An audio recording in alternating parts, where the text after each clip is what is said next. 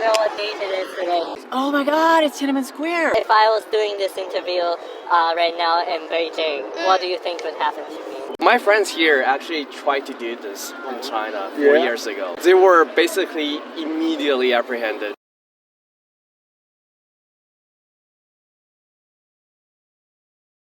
简单介绍一下当天发生了什么。我是当天在11点多到的天安门广场，然后我当时从地铁出来之后，就是天安门广场外面有一个安检嘛，然后我当时带了这个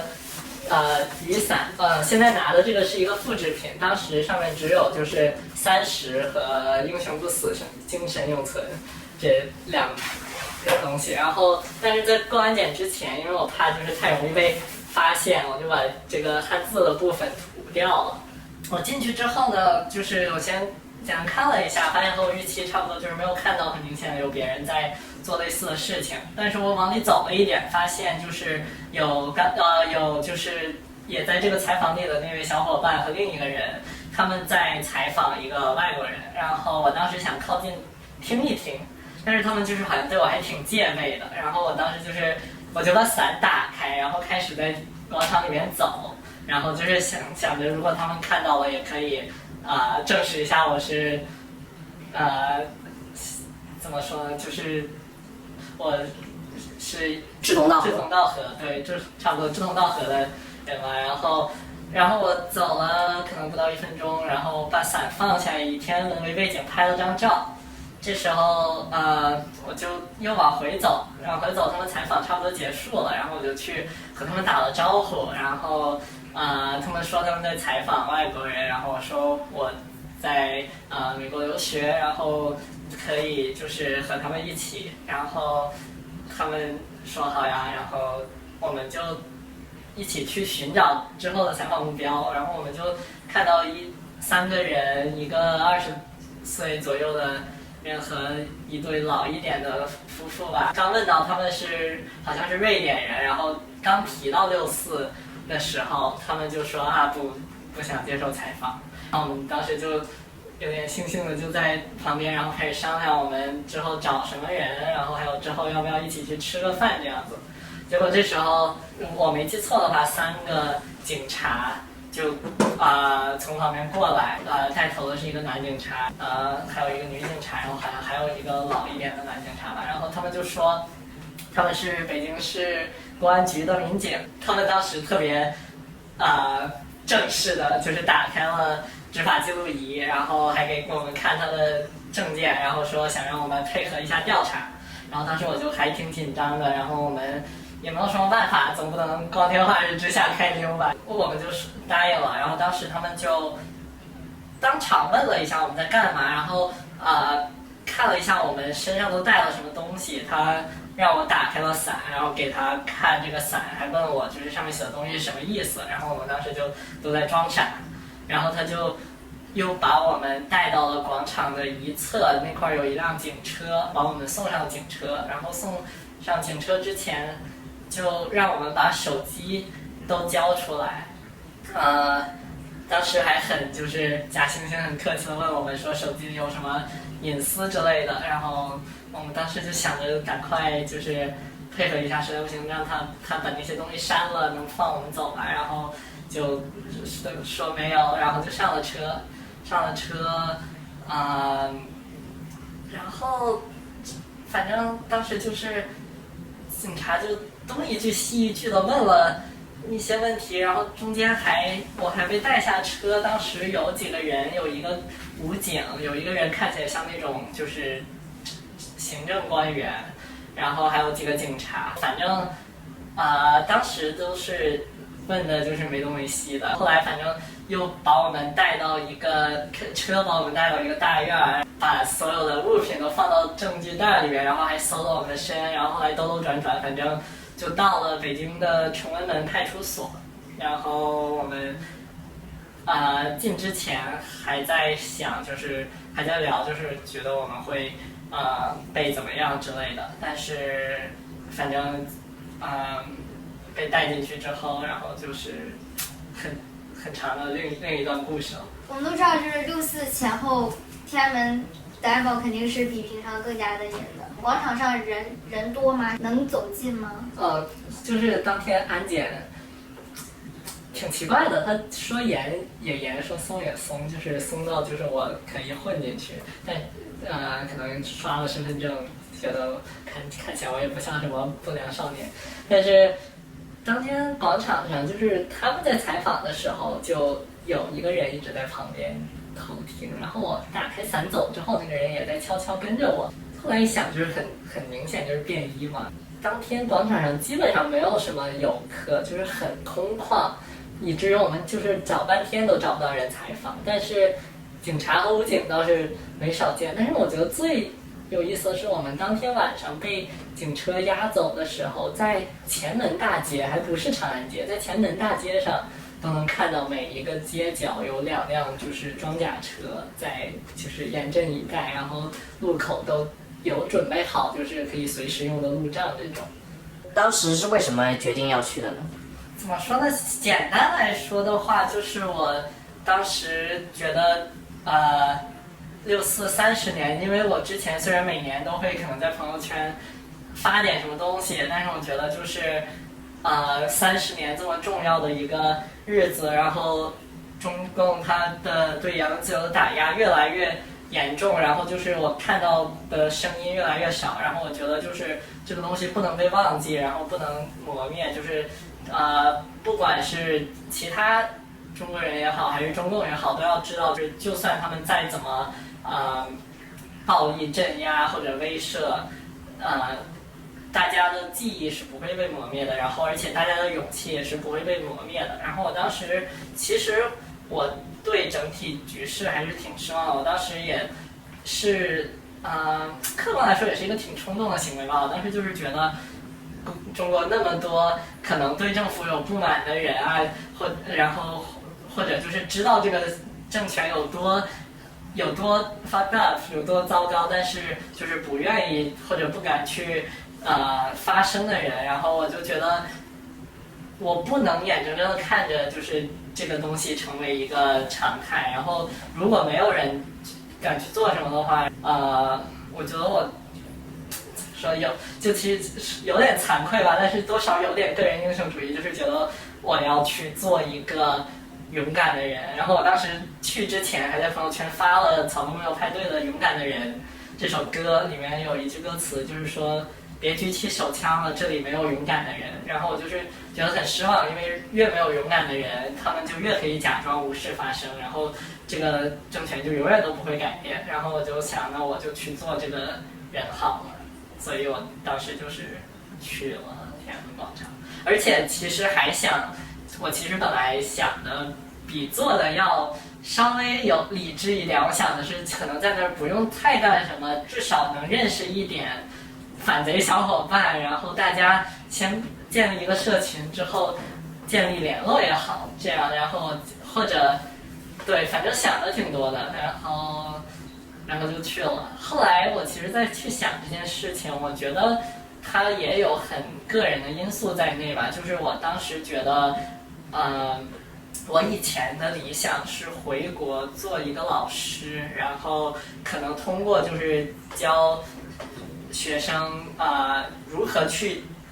正常的思考关于历史或者政治也好，就是不像现在国内历史政治教育就是完全的背共产党写给你的东西，而是让他们去有一些批判性思维。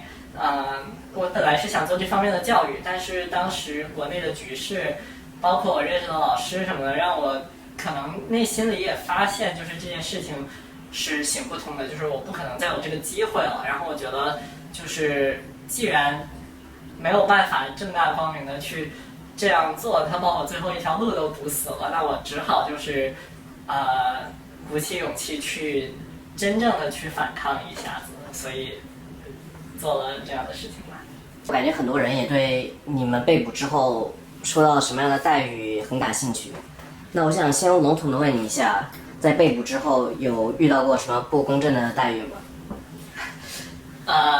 挺多的。然后不得不说，就是我觉得北京警察还是挺鸡贼的，包括我刚刚说的，他们一开始都是特别正式的，手段来对我们进行一个扣留吧。但是我们进到了崇文门派出所之后，情况就变了。当时他们就开始进行各种言语上的侮辱啊。进去之后，他们让我们就是，把衣服脱掉。我其实不记得另外2个人有没有，但是我当时是被要求全身，就是连内裤都脱掉，蹲在地上抱头，还要在地上转圈。然后当时是觉得，就是找个坑把我活埋了算了。然后而且就是一屋子老男人盯着我的身体看，就是真的挺恶心的。然后那个屋子里面就是非常浓的烟味儿，而且警察有的还在抽烟。我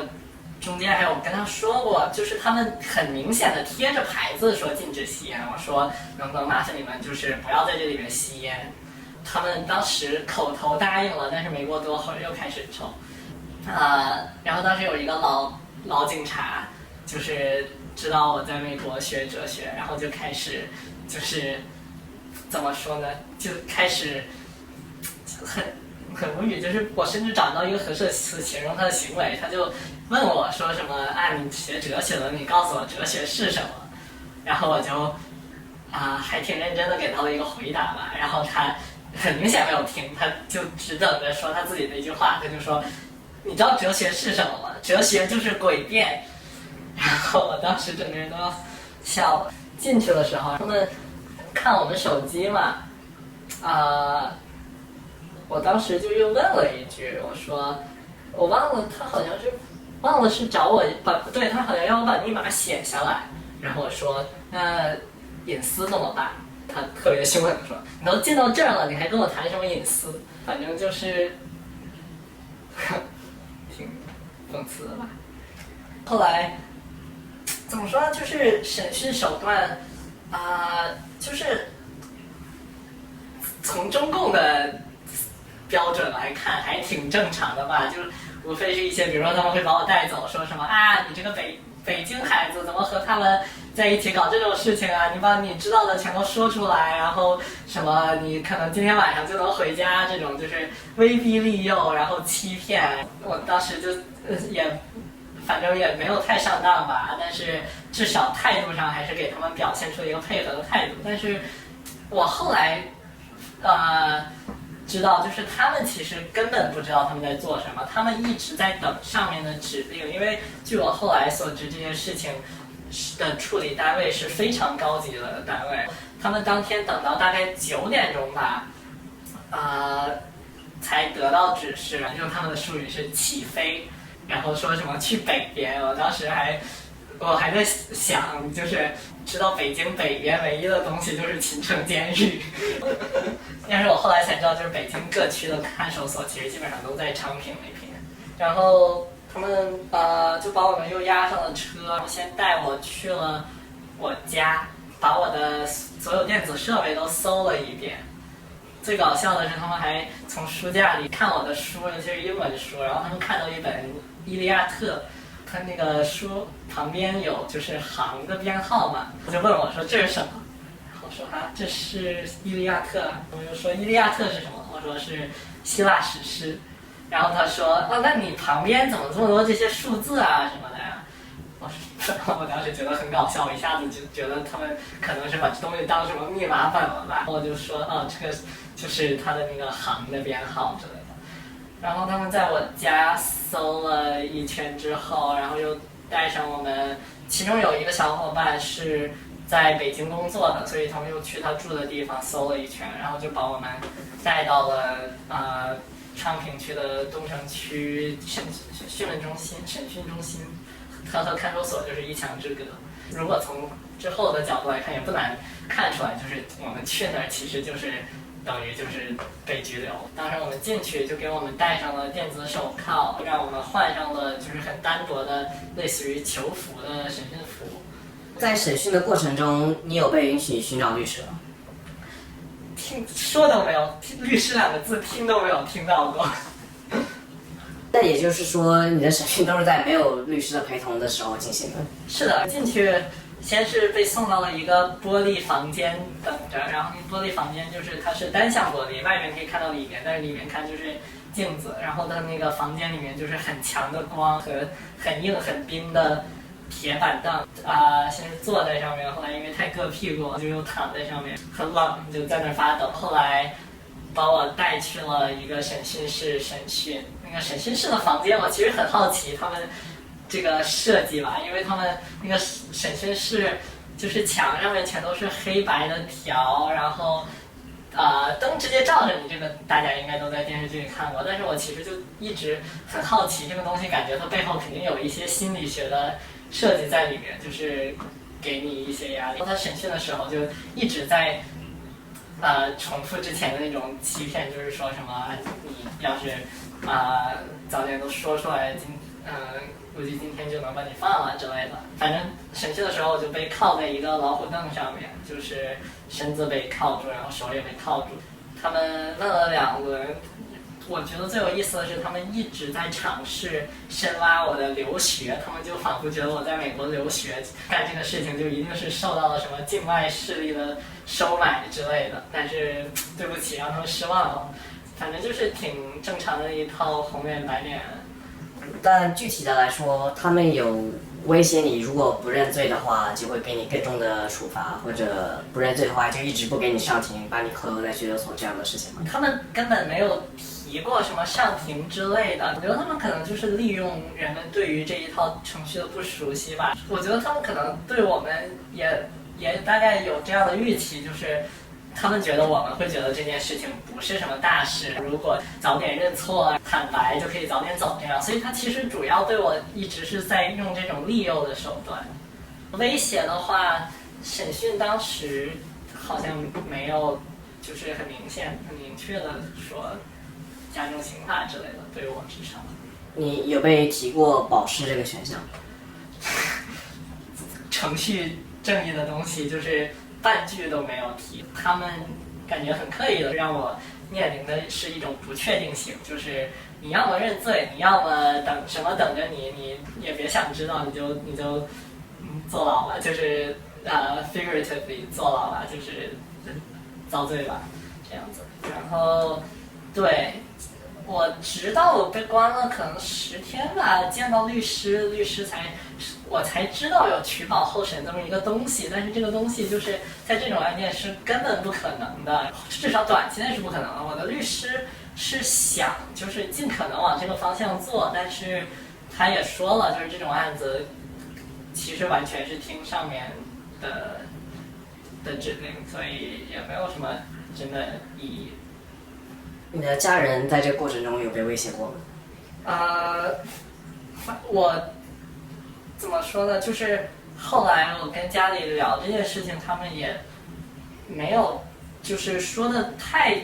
具体，警察干了什么。但是我知道我父母当时一直是处在一个特别担惊受怕的状态，包括我出来之后，我妈也是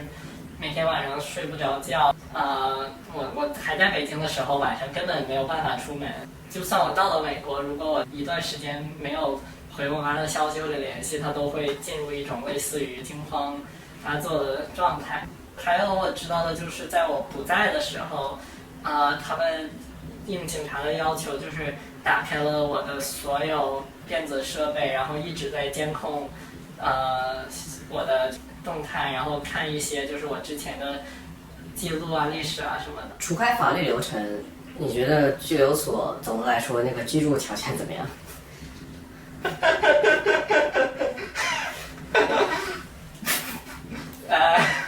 大概我想想，可能2辆公交车那么大的房间，住着可能没有那么大，对，1辆公交车吧，那么大的房间住了20个人左右，人多的时候可能23、4个，人少的时候可能是6、7个。然后一张硬的木板，我都没有办法把那个东西叫床，叫它炕啊，或者就是一个比地高出来一截的木头。然后每个人可能睡觉的时候空间就也只有就是躺平了，你胳膊都没有办法动，动的话就会碰到旁边的人。对，挤的话你肯定是很挤的。那这么多犯人，每个人都是政治犯吗？还是说没有？他们就是他们挺聪明的，就是他们一个房间应该是只敢关一个政治犯，因为他们觉得就是其他的小偷啊或者经济犯罪啊这些都不是对他们很有威胁，但是政治犯如果把两个本来就敢就是对政府不满敢站出来的人放到一个房间，那不得翻了天了？所以一个房间里就只有我一个是政治犯。那晚上巡逻的话，是2个人一起巡逻吗？对，然后我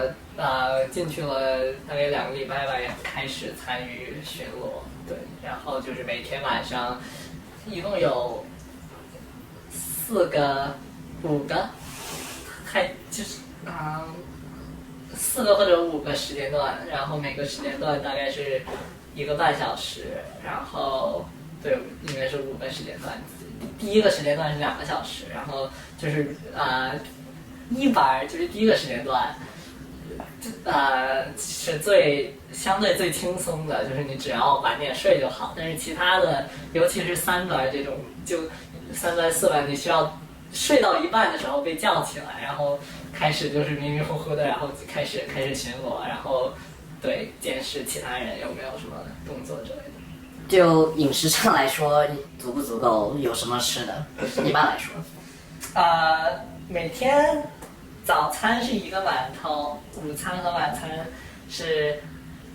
2个馒头作为主食。但是反正我出来之后也再也没有吃过馒头，本来也不爱吃馒头。最开始的时候一顿可能只能吃掉1个，后来因为太饿了没有办法硬塞，也要把2个都吃掉，配上一些那种大乱炖，就是一些白菜啊，可能有点粉条，然后有时候是茄子，可能有那么1-2块肉末吧，然后每周大概有那么1顿饭能吃到真的肉，但是平均下来可能每天的肉量都不到1块麦乐鸡块那么多。就是我在里面1个多月吧，瘦了20多斤。所以如果大家想要减肥的话，向大家安利看守所一游，但是就是你减肥计划多久，那就是可能不是你自己能定的。娱乐设施上来说，不论物理上还是精神上，有什么娱乐设施？怎么说呢？娱乐整个房间里面有12、13本书，对，然后我进去1个礼拜左右就把它全都看完了，因为实在太无聊了。每天就是早上起来之后，你就一直在那儿坐着，坐到晚上7点看新闻联播，看完新闻联播还要看北京新闻。对，那一整段时间都没有事情，然后就是只能看书，然后我里面有的书可能看了3遍吧，然后我中间一直在求管教，就是能不能换一本这样子，但是他一直就是敷衍着，到最后也没有换到。晚上唯一勉强算得了娱乐的时候，就是看完新闻之后，然后电视会放1个小时的那种电视剧，然后这个时间你也可以和狱友打打牌，我在里面学会了打斗地主。对。监狱的规章制度是怎么样的呢？这也是一个很讽刺的一点，就是我觉得在里面，可能和在中国本身上没有什么区别，它并不是一个真的讲规章制度的东西，就是它墙上贴的是24孝，就是我不知道现在还有没有，但是在之前的语文课本里就被鲁迅骂进棺材的东西，居然贴在那个墙上，然后。我进去的时候，我第一件事情就是去看规章制度，因为它有贴一个作息时间表，然后里面写着什么每天有2次放风，每次半个小时。然后当时监狱里面的头板就是相当于帮助警察管犯人的犯人，就跟我说你别看那个，你把这个什么看守所三字经之类的东西给我背一下。我现在就记了一个开头，什么看守所规矩严，勤学习不违反，什么铃一响就起床，叠好被靠墙放之类的。我当时还觉得就是我凭什么我来了你不让我知道里面的这个作息和规章制度，然后后来才发现原来那个规章制度都是个屁，就是根本没没有用的。哦，说到这个，其实我觉得最屈辱的一件事情是，就是监狱里面虽然根本没有规章制度有说这件事情，但是他们是一度就是想把我的头发剃光的。对于我来说，头发是一个很强的精神和有很重要的精神和情感价值。当时他们就是要剃我头发的时候，整个人也是惊恐发作，然后就是跑到厕所怎么说呢，就是有些失禁，然后回来之后就是一直捂着脑袋，就是整个人都很不对。然后后来也是因为在美国上学的原因，他们真的很搞笑，反正就是一边进行这些压迫，然后另一方面还想在外面显得自己清清白白，然后最后就也没有敢剃我的头。我最想吐槽的一点吧，就是我在里面1个多月的时间，然后一共就放过3次风，而且每次都是因为他们需要清洁囚室，然后把我们赶到囚室外面的一个就是天井里面，在里面走圈，就是排成一圈，然后就是像那种水族馆里的那个鱼一样，就是绕着一圈游10分钟，3次，一共不到半个小时。阳光也是根本别想见到的。看守所的监控大概是个什么样的情况？是这样的，就是它的厕所的墙全都是玻璃做的，然后有一个摄像头在屋子正中间的一个边上，可能大概就是那种地方，然后正对着床和厕所。看守所里面就是它只有一个特别小，可能这么大的窗户吧，在一个角落，但是它的灯都是24小时开得很亮，不管你睡觉也好，上厕所也好，洗澡也好，还是干什么，都是在强光下面，然后被摄像头一直盯着的。你的家人了解你在看守所是这样的情况吗？然后你的家人被允许来看你吗？就是这个问题就有点想得太美了，然后就是别说家人了，就首先律师探视他都，就是我家人其实真的很担心我，然后他们就是明知道就是律师没有什么用，但是他们还是让律师就是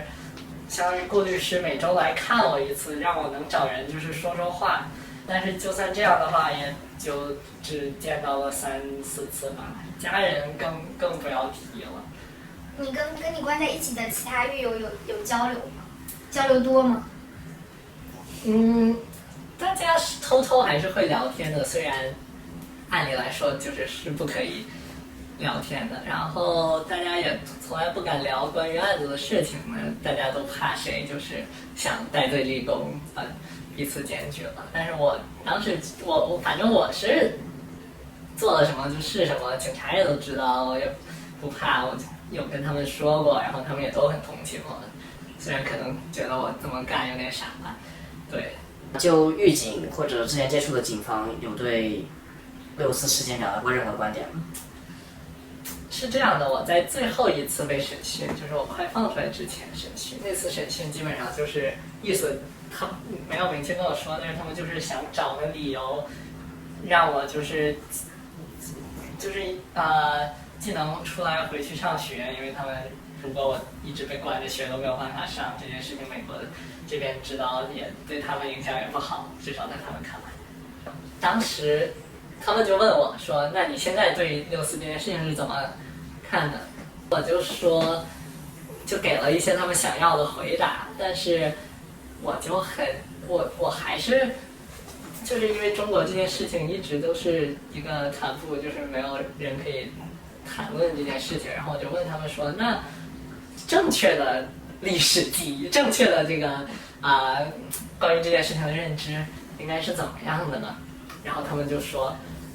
你还问这个问题，就说明你没有正确的这个认知。我说我知道了，就是我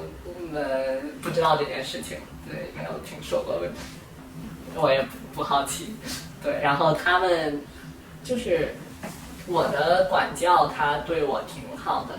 我能感觉出来，他多少是有流露出一些同情的，就是他觉得我这个东西吧，就是他觉得我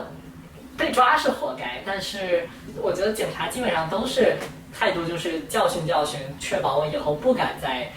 说话就完了。我觉得他们其实打心里也都清楚这个事情是一个伤疤，只不过他们，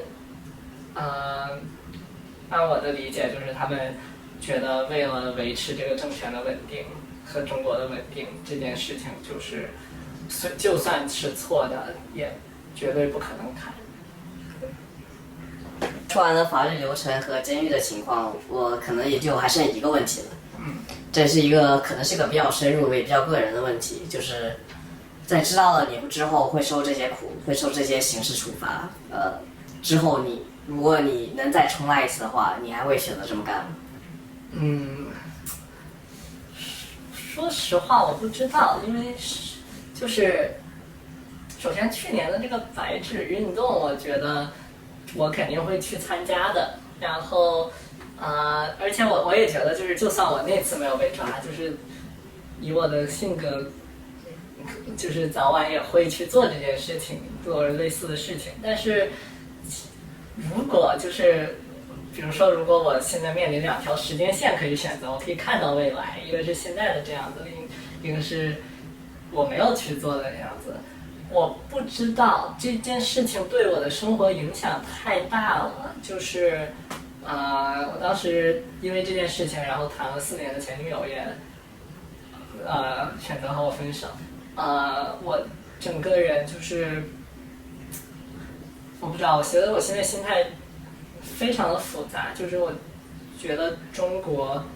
我甚至已经不知道它是什么了，就是它太陌生了，因为我觉得直到现在我都没有办法去可以接受，就是我的祖国或者就是和我讲的同一种语言，拥有相同或者至少非常接近的文化的人所去生活的这样一个国家是这个样子的，会发生这种事情，就是我现在很难想象，如果我没有做，我现在就是当然就是美国这个就业形势吧，可能就是我也不知道，我不知道我会在哪里。如果我没有做这件事情的话，我真的不知道我的人生会发生什么。但是，就算如果现在如果是在中国生活的话，至少抗议这件事情，我也肯定是接受不了的。就是我觉得，哪怕我没有去做那次，就是我肯定是会有其他的反抗行为的。然后，但是至于会不会在6·4当天去天安门，我觉得可能会，但是可能会用更聪明一点的办法吧。但是说实话，如果用了更聪明一点的办法，这件事情的意义还有没有那么深，我也不知道。那天你去天安门之前，你有预期会遇到志同道合的小伙伴吗？当你遇到了他们，你的第一反应是什么？开心吧，我当时是有这么一点期待的。我觉得，就是我还是觉得，肯定不是只有我一个人会这么想。我觉得，既然我会去，肯定会有其他人去，只不过是不是能遇到的问题，或者能不能一眼看出来。然后，对，但是，所以遇到他们的时候，我还是挺开心的。就是至少我当时是觉得至少没白来，就算怎么着，至少今天可以认识2个小伙伴，结果有一个小伙伴就再也杳无音信了。我知道你从看守所走出来之后吃了一个士力架，你能形容一下这个有多美味吗？哇，不是在看守所出来之后，是这样的，出来之后那天反而很神奇，我当天11点多，我其实已经很死心了，因为一般就是像我这种38天，就是他们法律就是不被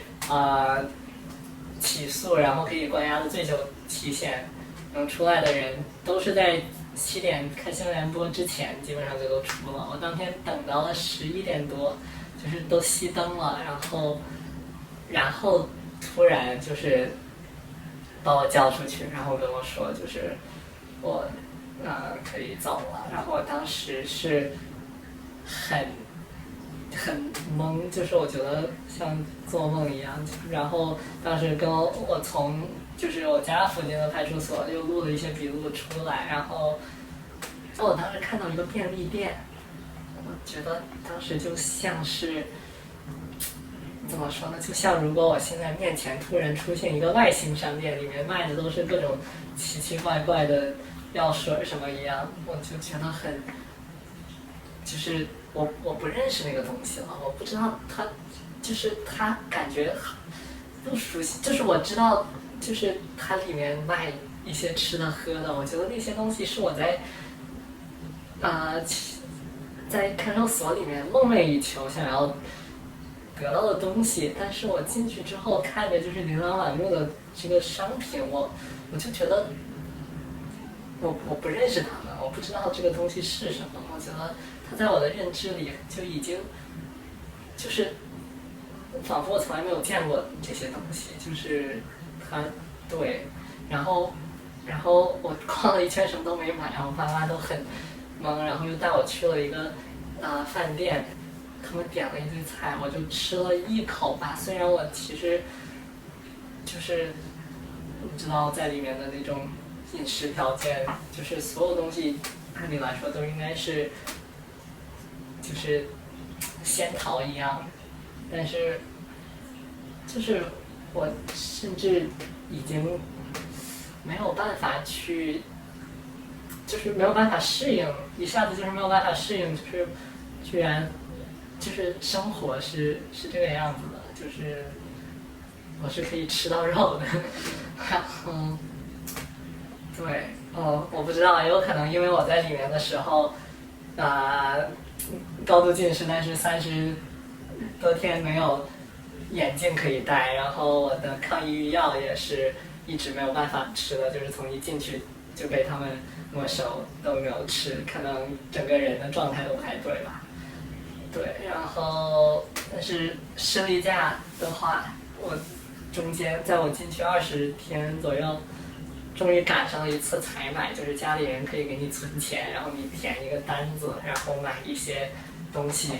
送进去，但是东西的种类是很有限的。然后我当时买了一小条视力架，我因为里面就是它要留着，就是之后很久的时间慢慢吃，所以我就吃了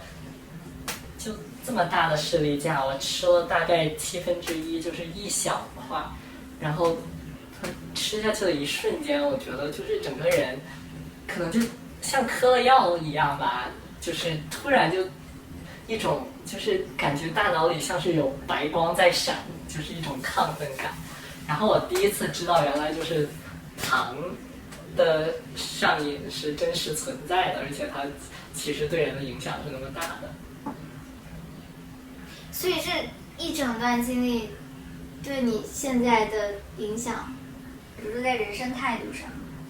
就看到一些不公平，我还会觉得愤怒，还会觉得我想要做点什么。会是会，但是我觉得它可能把我和中国的